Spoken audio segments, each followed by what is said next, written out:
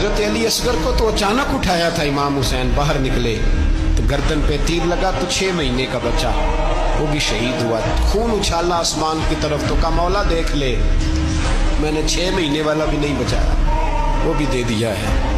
پھر حضرت عباس کو بیٹیوں نے کہا کہ اب نہ، کچھ کہتے ہیں پہلے شہید ہوئے، کچھ نے لکھا بعد میں، اب ہم سے پانی کے بغیر نہیں رہا جاتا، تو جناب عباس پانی کا مشکیزہ لے کے نکلے باہر، ایک ہاتھ کٹا، دوسرے پہ مشکیزہ وہ بھی کٹا، پھر پانی تو بھر لیا تھا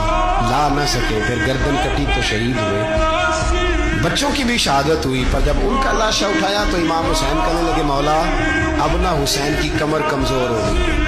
اب کمزور ہو، اور بھائی ایک میت ہو جائے تو 4-5 دن تو پوری آنکھیں نہیں کھلتی، کیسا جری خاندان ہے۔ تھوڑی دیر گزری تو امام علی مقام نے پٹکا باندھا، سر پہ دستار باندھی، مولا علی کی تلوار پکڑی، نبی پاک کا امامہ باندھا اور گھوڑے پہ سوار ہوئے تو کہنے لگے زینب گھر تیرے حوالے اور میں اللہ کے حوالے،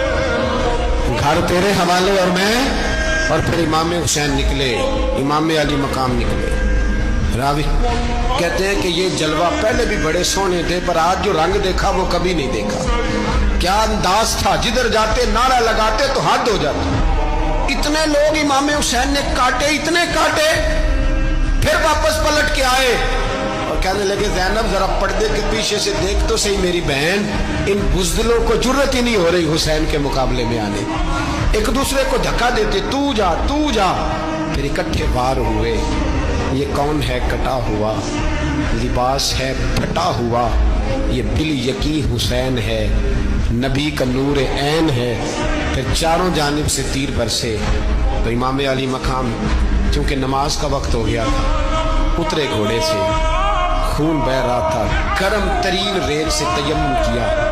سر سجدے میں رکھا، اور جب شمر آپ کی گردن کاٹنے لگا تو کہنے لگے ٹھہر جا ذرا رب سے ایک بات کر لینے۔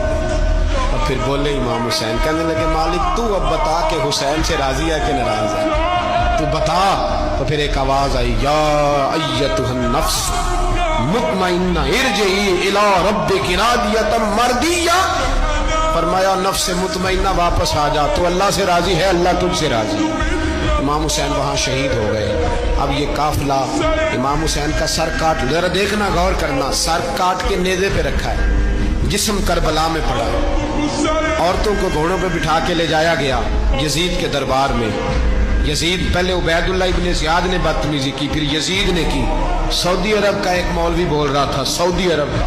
ان سے بھی بڑا عشق ہے، جس نے تقریر سننی ہو میرے پاس ہے۔